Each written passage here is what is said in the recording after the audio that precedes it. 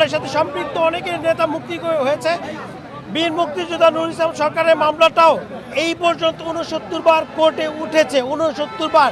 আমি আবারও বলছি, যে কোনো কারণে মামলাটা শেষ হয়নি, মামলাটা পাল্টানো হয়েছে। তবে আমি বিশ্বাস করি 12 ফেব্রুয়ারি পরে পট পরিবর্তন হয়েছে, সরকার গঠন করেছে। আমাদের প্রত্যাশার মানুষ, আমাদের ভালোবাসা মানুষ, মাননীয় প্রধানমন্ত্রী জনাব তারেক রহমান দায়িত্বভার গ্রহণ করেছে।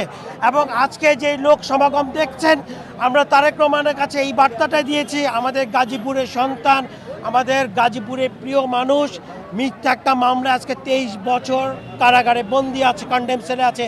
তারেক রহমানের কাছে আমরা এই বার্তাটা দিতে চেয়েছি যে আপনি অন্তত পক্ষে আপনারই কর্মী, আপনারই কাজ করেছে, আপনার দলের জন্য কাজ করেছে, বিএনপি করতে যে আজকে 23 বছর জেলখানে বন্দী আছে, আপনি দয়া করে বিষয়টা বিবেচনা করবেন।